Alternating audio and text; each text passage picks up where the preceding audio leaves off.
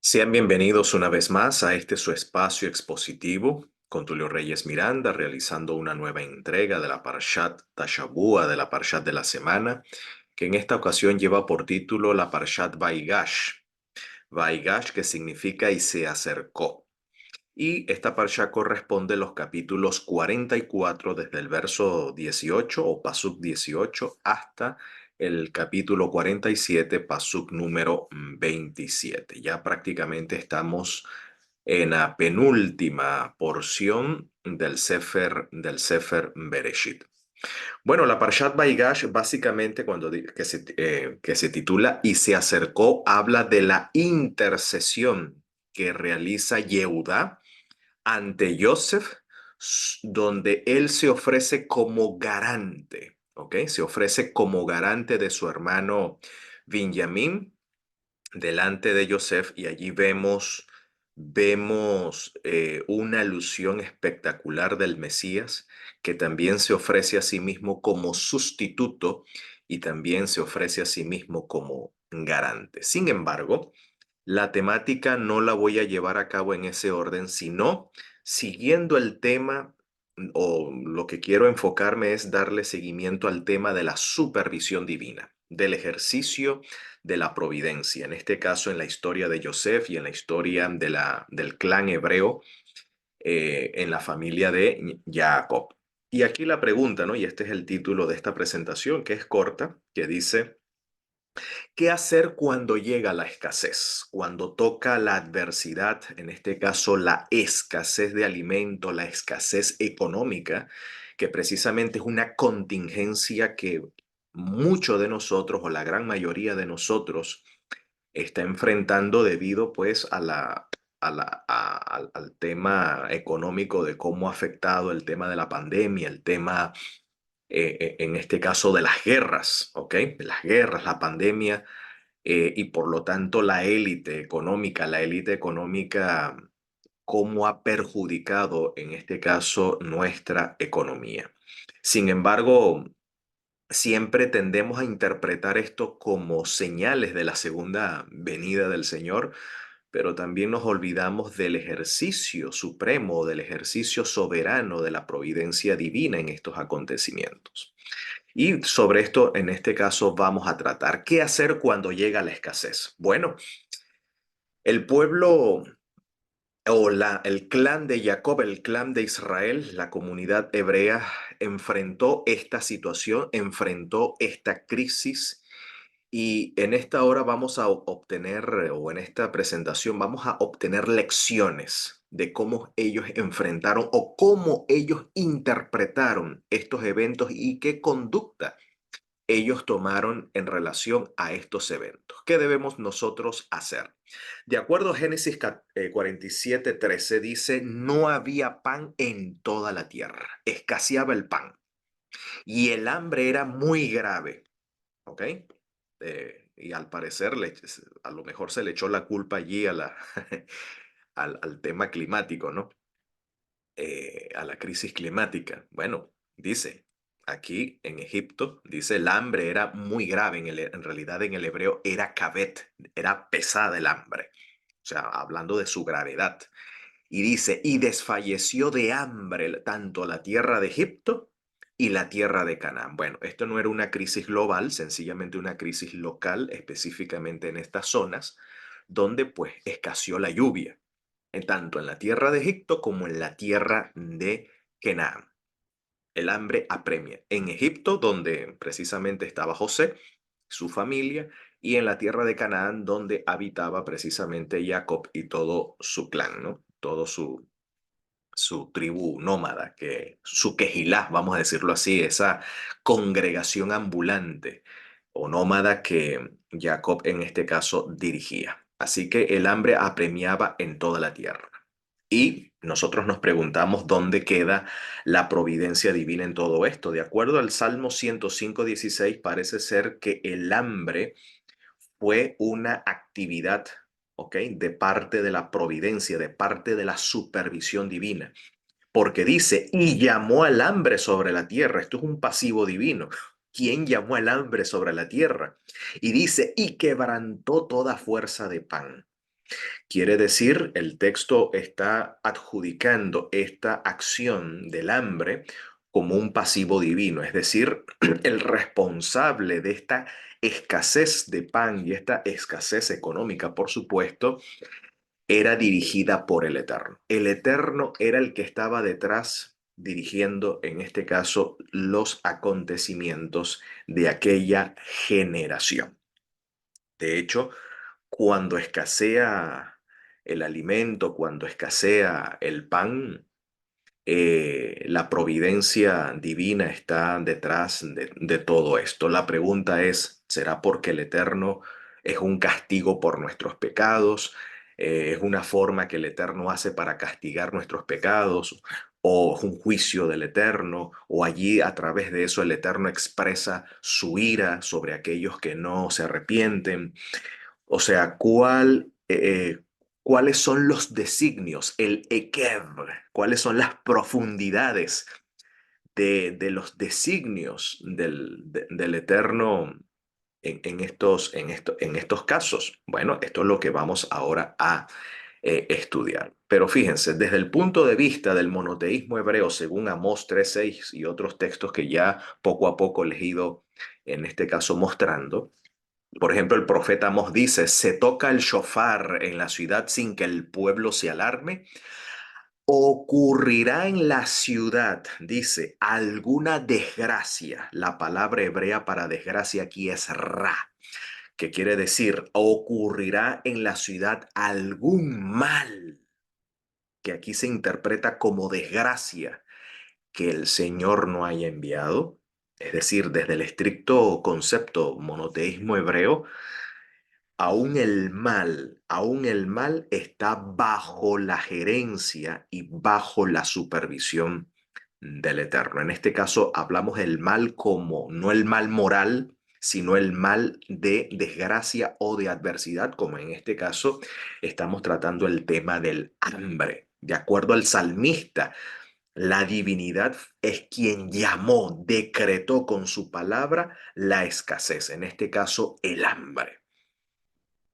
Pero ¿cuál era la intención detrás de todo esto? Bueno, de acuerdo a la tradición judía, especialmente la tradición judía hasídica, en especial a partir del movimiento hasídico judío, a partir del siglo XVIII, con Baal Shem Tov, em, y en este caso su discípulo, Rabbi Nachman de Breslev, ellos han entendido, o en su reflexión del estudio de la Torá, han visto que la emuná, lo que llamamos nosotros la fe, en Occidente, lo que se entiende como la fe, en el hebreo la emuná tiene tres pilares.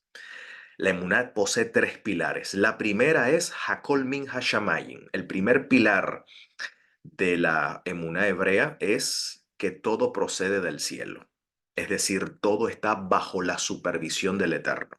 Todo, todo, como dice, y esto está en armonía con lo que dice nuestro maestro y nuestro Adón Yeshua Hamashiach al decir que no cae una hoja, ¿ok? De un árbol, no cae ningún pájaro a tierra sin que esto sea la voluntad del Eterno. Imagínate, no cae ni una hoja, no cae una hoja de un árbol sin que sea la voluntad del Eterno. Es decir, todos estos eventos aparentemente fortuitos, ¿ok? Todo esto está bajo la supervisión divina, bajo la supervisión del Eterno. Es decir, todos los acontecimientos, todos los eventos, todos los avatares de nuestra experiencia, no solamente la nuestra, sino también en en toda la actividad natural, todo eso está bajo la supervisión del Eterno. Y ese es el primer pilar de la emuná. Número uno. Número dos, todo lo que el benevolente realiza lo hace para bien. Ese es el segundo pilar de la emuna. Hakole Tová, todo es para bien. De hecho, aquí en la historia de Joseph, le dice a sus hermanos, ustedes pensaron hacerme a mí mal, eso está en el capítulo 50, ¿ok? Paso número 20, ustedes pensaron a mí hacerme mal, pero Elohim encaminó todo para bien. Y allí entonces el apóstol Pablo, el Shlia Shaul de Tarso, en su epístola a los romanos señala que a los que aman a Dios, todas las cosas juntas ayudan para bien conforme al propósito para el cual han sido, en este caso, para el cual han sido llamados. Ese es el segundo pilar de la emuná. Todo acontecimiento, aunque parezca adverso, ¿ok? Aunque el sufrimiento y el dolor y el quebranto estén involucrados, todo eso es para bien. Y número tres, el Eterno también habla por su providencia. Es decir, el Eterno está enviando un mensaje a través de la adversidad, tanto en la bonanza como en la adversidad, y nosotros estamos llamados a interpretar, ¿ok? A interpretar cuál es el designio del Eterno en esa situación. En este caso, el hambre. En este caso, la escasez. ¿Cómo interpretar? ¿Cuál es la lectura? ¿Cómo debemos nosotros tomar el pulso? Nosotros, los que en este caso participamos de la emuná de Yeshua, en este caso de la fe de Jesús, desde el prisma de la fe, ¿cómo nosotros debemos tomarle el pulso? ¿Ok? Cuando nos encontramos en esta situación. Entonces ya vemos, de acuerdo al profeta Amós, todo está bajo la supervisión del Eterno. ¿Ok? Aún la desgracia, aún el mal, como en este caso estamos tratando, en este caso el tema de la escasez. Bueno, de acuerdo a la sierva del Señor, a la escritora Ellen White, en su libro Patriarcas y Profetas, en la página 222, que este libro comenta prácticamente la historia de los patriarcas, ella da aquí entre líneas, ¿ok? Entre líneas, ella interpreta cuál era el designio de Dios al decretar la escasez por 7 años, encerrar los cielos para que no lloviera y en este caso cerrar la tierra para que no germinara ningún fruto. Dice a ella que mediante José, mediante Joseph, la atención del rey de Egipto, ¿ok? Del faraón y de los grandes de Egipto fue dirigida hacia el Dios verdadero. Ahí está. El Eterno dirigió los acontecimientos trayendo primero los tiempos de abundancia y luego los tiempos de escasez, porque el Eterno se propuso, aquí vemos un designio de bondad. Lo que aparentemente es adverso, en realidad hay un bien oculto, solo que está oculto. Y el bien oculto era que el Eterno se propuso manifestarse y revelarse a la nación de los egipcios, especialmente al rey y a los grandes de Egipto, por medio de la influencia de Joseph. Esa era la intención. Aquí vemos el designio. El Eterno no llevó a Joseph al trono sencillamente para que, bueno, para complacer a Joseph, para que Joseph tuviese una familia feliz, para que tuviese abundancia y tuviese cómodo allí en el palacio real. La intención del Eterno someter a Joseph a esos sufrimientos, permitir que sus hermanos lo vendieran, de que él parara en Egipto como esclavo, no era un castigo digamos, por sus defectos de egoísmo o sus defectos o sus inclinaciones egoicas o vanidosas. No, no era la intención. Sino el Eterno estaba dirigiendo todos estos acontecimientos con un propósito. En este caso, la hambruna sobre Egipto y la hambruna sobre Canaán, el Eterno se propuso mediante Joseph principalmente y también sobre el clan de Jacob, sobre la quejilá de Jacob, sobre la comunidad de Jacob, llamar la atención de los grandes de Egipto acerca del Dios verdadero. En pocas palabras, el Eterno se propuso enviar luz, iluminar, ¿ok? Enviar luz en este caso hacia la nación de los egipcios. ¿Ok? Así que esto es lo que Elena White puede entender e interpretar en la narrativa bíblica el por qué el Eterno llama el hambre y la escasez por 7 años precisamente a estos específicos lugares. Ahora, lo interesante, y aquí vemos entonces la solución. La solución acá es, la solución acá es ante las dificultades de la escasez es la emuná, no hay otra cosa. Aquí la solución no es buscar alternativas según las prescripciones carnales, según las prescripciones mundanas y según las prescripciones de los especialistas en la economía. La solución no es buscar métodos humanos para solventar la escasez, no. Aquí la solución es la emuná. ¿Ok? Desde el punto de vista de la Torá, la solución es la emuná. La emuná es el pilar que nos dice, que nos enseña que hay un poder supremo que supervisa y dirige los acontecimientos. Número uno. Número dos, y ese poder supremo que dirige los acontecimientos lo conduce para bien. Y número tres, desde el punto de vista de la emuná, este poder supremo quiere revelarse, quiere manifestarse y nos quiere hablar a nosotros, quiere enseñarnos a nosotros por medio de su providencia.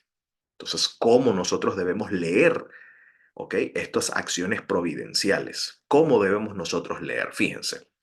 De acuerdo a Génesis 46, Bereshit 46, en los pasuk número 2 al 3, cuando Jacob se entera por medio de sus hijos que le dan la noticia de que Joseph vive y que es el gobernador de Egipto y que su hijo lo llama a emigrar, ¿ok? Hacia Egipto, a donde está él, para que su familia pues puedan ser sustentada y que él no incurra en la extrema pobreza y perezcan. Entonces Jacob, cuando toma la decisión de emigrar, miren, el Eterno se le revela a Jacob en sueños, como dice el 46:2, y habló Elohim a Israel en visiones de noche y dijo, Jacob, Jacob. Esta forma hebrea de llamar a un hombre dos veces, repitiendo su nombre dos veces, Jacob, Jacob, Abraham, Abraham, Moshe, Moshe, según la tradición rabínica interpreta, haciendo collar, haciendo harizá, es decir, buscando en las escrituras o rastreando en las escrituras todas las veces en que el Eterno se manifiesta a un hombre, pronunciando el nombre dos veces, eso es una muestra de afecto de parte del Eterno.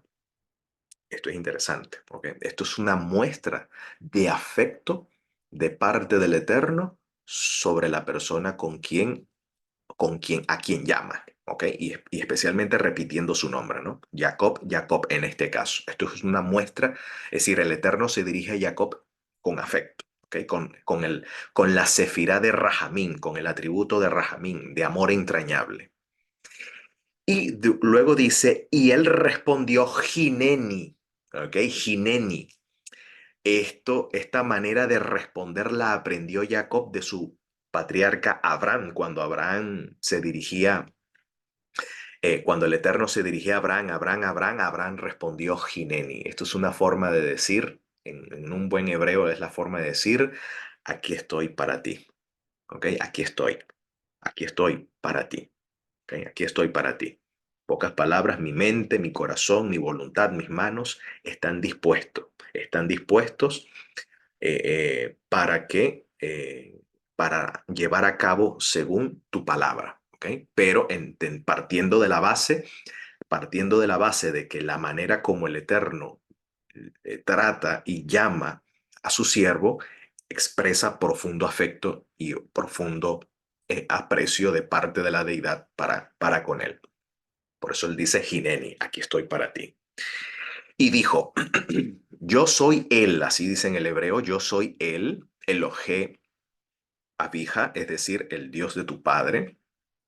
Note, no temas de descender a Egipto, ¿ok? No temas de emigrar. No temas de descender a Egipto, ¿ok? Es decir, Jacob emigra porque la providencia está respaldando en este caso ese emigrar, ¿no?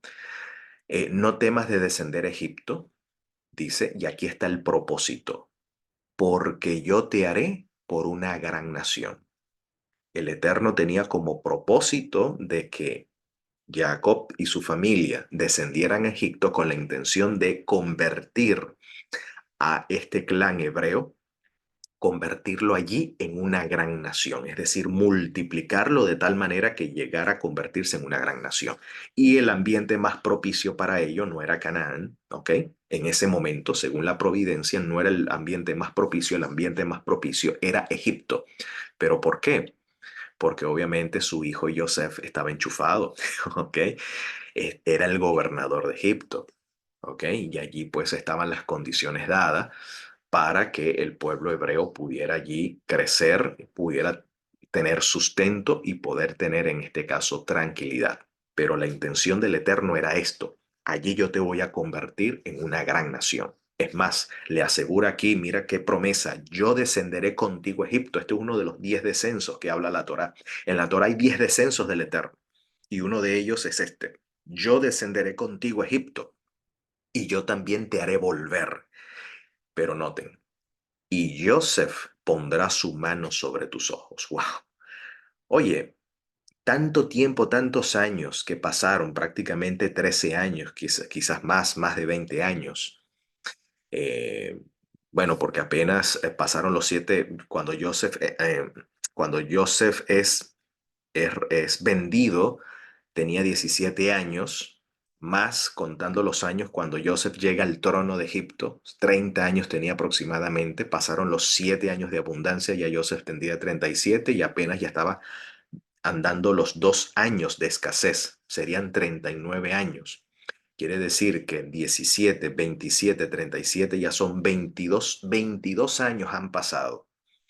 22 años han pasado en la vida de Jacob sin saber el paradero de Joseph. Él lo daba por muerto, según aquella mentira aquel informe engañoso que llevaron sus hermanos. Él lo daba por muerto, 22 años. Pero el hombre estaba tan sumido en su dolor, tan sumido estaba en su dolor, que no encontraba consuelo, pero el Eterno, ¿por qué el Eterno ocultó de Jacob? ¿Por qué el Eterno ocultó de Jacob y no darle la esperanza o darle el consuelo de que su hijo en realidad vivía? Bueno, no entendemos, no sabemos, ¿ok? La escritura no nos da luces, ¿ok? Cualquier opinión al respecto sería una especulación de nuestra parte. No entendemos los designios, por qué el Eterno se reservó el revelarle el paradero de Joseph. Pero 22 años después, que ya Jacob se entera de que su hijo vive, ahí el Eterno le dice: Joseph pondrá su mano sobre tus ojos. Ahí le confirma el Eterno: Joseph vive. Y él pondrá su mano sobre tus ojos. No entendemos, a veces pasamos por situaciones que a veces no entendemos, pasamos momentos dolorosos, no entendemos por qué el Eterno se priva de manifestarnos o revelarnos el porqué del sufrimiento. Pero, pero ya entendemos que Jacob en este caso tuvo que aprender en carnes propias, tuvo que experimentar aquellas lecciones que le había comunicado a su hijo en el Ekeb Hebrón, en las profundidades de Hebrón. O sea, tanto Joseph como Jacob tuvieron que aprender esa lección sobre las profundidades de los designios del Eterno. Y aquí Jacob lo enfrenta en carne propia. A veces hay designios que son ocultos, como el Eterno le privó la información a Jacob de que su hijo vivía, cuando ese hombre estaba desconsolado, entregado al dolor, entregado al quebranto por la pérdida, en este caso, de su hijo. Pero bueno, Aquí podemos ver la luz del Eterno. El Eterno envía luz a Jacob. ¿Cuál era el propósito? ¿Por qué el hambre? ¿Por qué la escasez? ¿Ok? Era porque el Eterno había exaltado a Joseph en Egipto. ¿Ok? Joseph, con la sabiduría que el Eterno le había dado, pudo administrar muy bien los tiempos de bonanza, de modo que Joseph pudo reunir la mayor cantidad de alimento para los años de escasez y por medio de Joseph, Jacob y su familia pudieran ser sustentados y así cumplir entonces la promesa que el Eterno le había jurado a Abraham de hacer de los hijos de Jacob una gran nación. Este era el propósito. Y vemos cómo Joseph también interpreta, en este caso, los giros de la providencia, los giros de la Ashgahá. Dice, cuando Joseph se revela finalmente a sus hermanos, para no entrar en detalle, ok, sobre la narrativa de los hermanos, cuando Joseph decide revelarse a sus hermanos, él dice, Ani Joseph, ok, yo soy Joseph, su hermano, el que vendiste a Egipto. Ahora pues dice, no se entristezcan, ni les pese de haberme vendido acá. No se entristezcan por eso. No, fíjate, aquí Jacob, perdón, aquí Joseph responde ya sin ningún tipo de resentimiento hacia sus hermanos. Aquí vemos el perdón pleno manifestado de Joseph a sus hermanos, porque Joseph entiende que detrás de todo esto hay una supervisión del Eterno. ¿Ok? Detrás de todo esto hay una supervisión del Eterno. Así que no se entristezcan, no les pese haberme vendido acá, que mira cómo Joseph va a interpretar estos eventos. Por todo lo que Joseph tuvo que pasar, mira cómo va a interpretar Joseph estos eventos.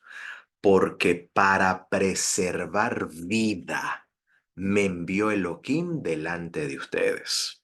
Dice un dicho por allí, dice un dicho judío que antes que aparezca la enfermedad, ya el Eterno tiene preparado el remedio. El hambre apremiaba, ya el Eterno había hecho provisión, ¿ok? Había previsto ya por medio de Joseph, ¿ok? Solucionar el problema en este caso, de la escasez y así preservar la vida del pueblo que ha heredado en este caso las promesas, en este caso Jacob y su familia. Entonces, para preservar vida me envió Elohim delante de ustedes, ya que han sido 2 años de hambre en medio de la tierra. Y aún quedan 5 años en que ni habrá arada ni siega. Noten. Entonces, noten cómo interpreta Joseph los eventos. Mira, el Eterno, no, ustedes no me vendieron acá, sino que el Eterno me ha enviado delante de ustedes para preservar vida.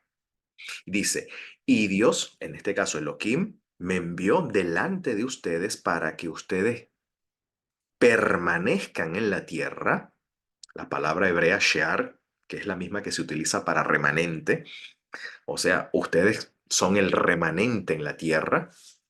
Entonces, Dios ha querido preservarlos a ustedes como un remanente en la tierra y para darles vida por gran salvación. ¿Ok? Por gran salvación. Quiere decir que la gran salvación y la vida que el Eterno le otorga a este remanente es por medio de Joseph. Así pues, dice, no me enviaste, ustedes acá no me enviaron, sino Elohim. O sea, detrás de todas estas, de todo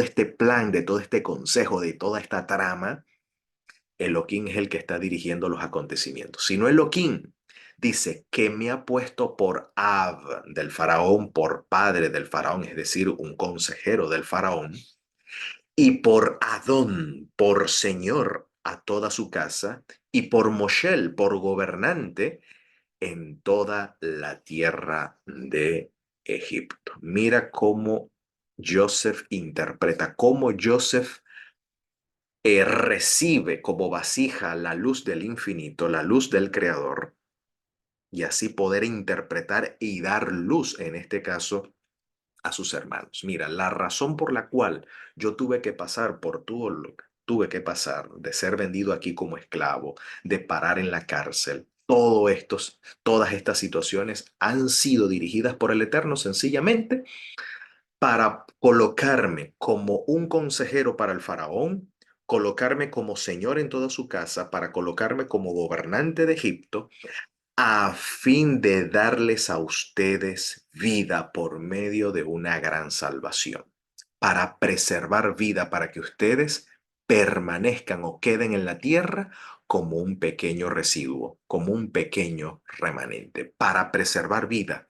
En este caso me ha enviado Dios. Así, Joseph le tomó el pulso a los acontecimientos.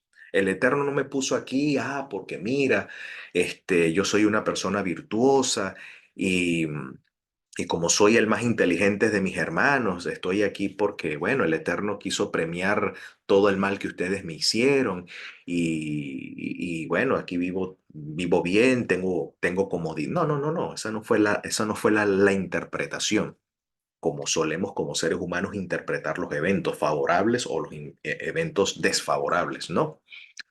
Todo tenía un objetivo. Uno, aquí como lo interpreta Joseph, para preservar vida de la comunidad que tiene promesas. Dos, para convertir de esta comunidad, de acuerdo a Jacob, como Dios le habló a Jacob, de hacer de los hijos de Israel una gran nación.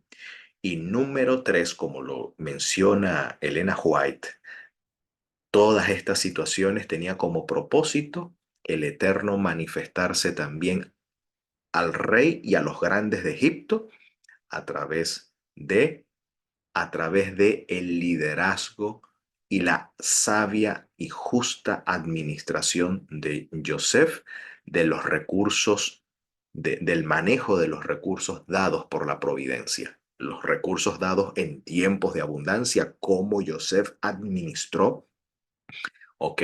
Los días de abundancia y así prepararse para los tiempos de escasez y de esa manera enriquecer la corona, ¿ok? Beneficiar a la corona de los egipcios y por otro lado solventar una problemática que tanto los egipcios como el resto de los países circunvecinos tendrían que padecer mediante el hambre, pero de la cual Joseph en este caso podría brindar una solución. Y así, por medio de Joseph, el Eterno mostrarse por medio de Joseph. En ese momento Joseph se convierte en la luz del mundo y de esa manera iluminar a los grandes de la tierra por medio por medio de Joseph acerca del Dios verdadero. Piense, en el libro Historia de la Redención, en la página 106 de la misma escritora Elena White, ella menciona lo siguiente: los hijos de Israel no eran esclavos, ellos no llegaron a Egipto como esclavos.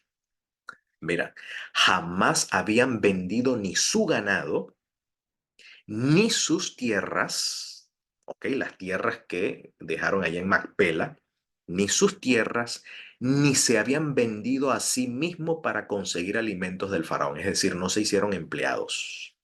Ellos no eran empleados. Era un pueblo libre, e independiente.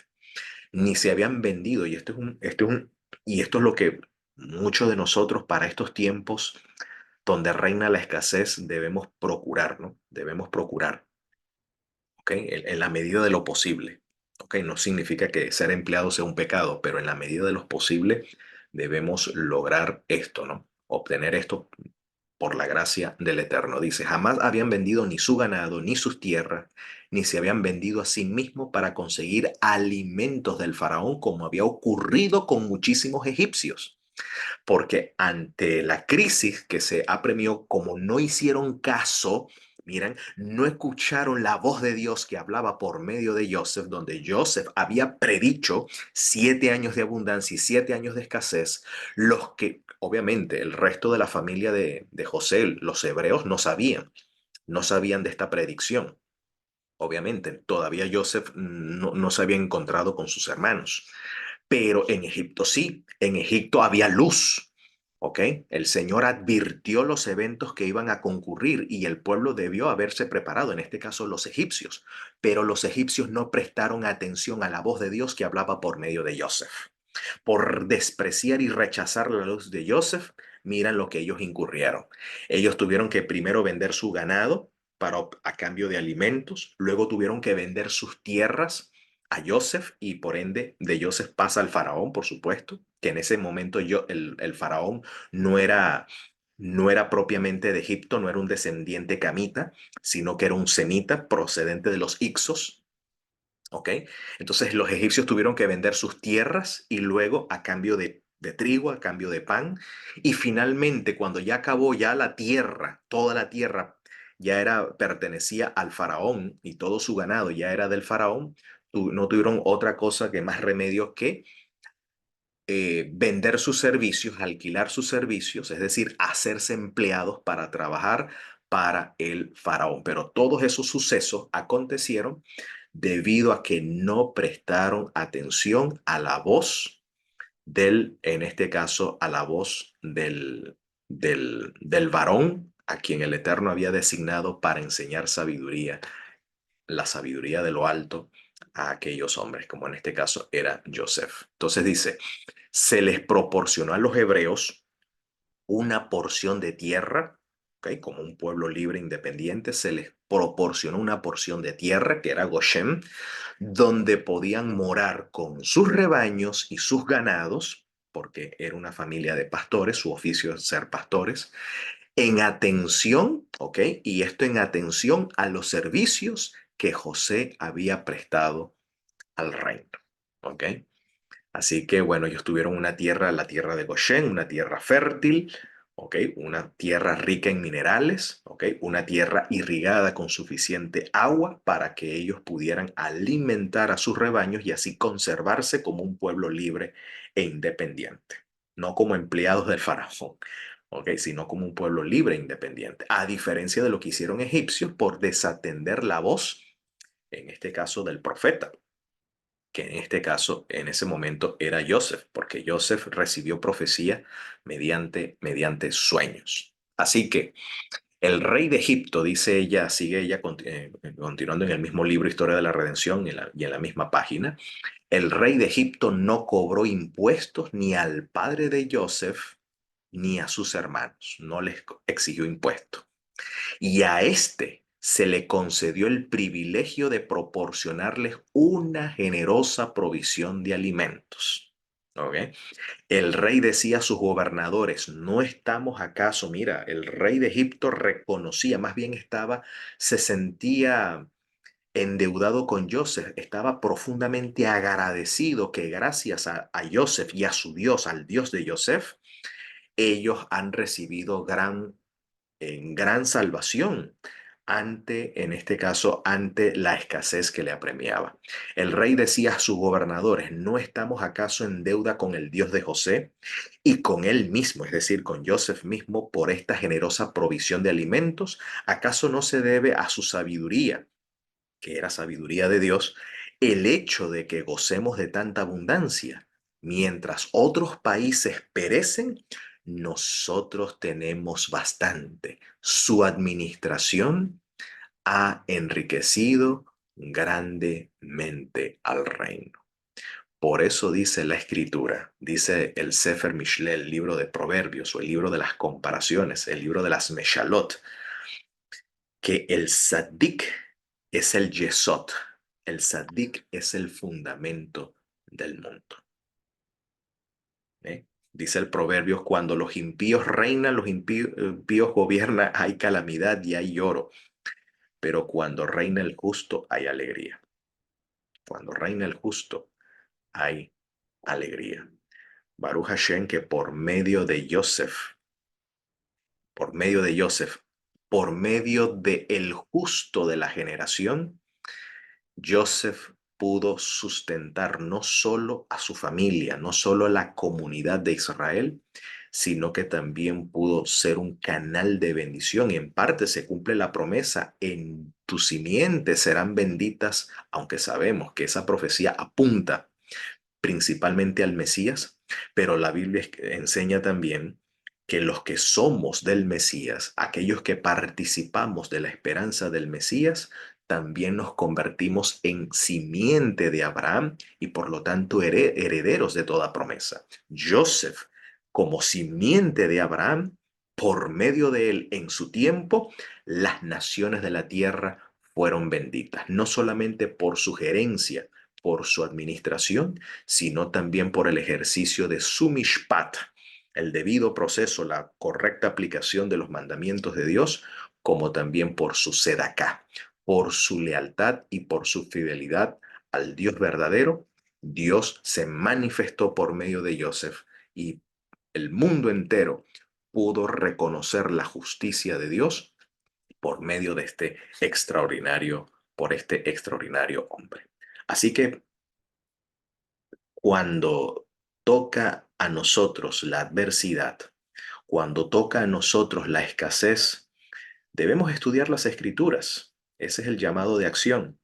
Ir a las escrituras, ¿ok? Y tomar el pulso de cómo el Eterno procedió en esas mismas situaciones en tiempos pasados, para nosotros entonces poder tener un background y poder darle y tomarle el pulso y poder hacer una lectura apropiada de nuestras circunstancias en el presente y así tomar la conducta, tomar acción de una manera certera, de modo que no podamos errar al blanco, sino apuntar al verdadero objetivo y al verdadero blanco, como nos enseña el apóstol Pablo cuando nos dice: a los que aman a Dios todas las cosas juntas ayudan a bien, conforme al propósito por el cual fuimos llamados, porque luego dice: porque fuimos predestinados para llegar a ser hechos conforme a la imagen de su Hijo.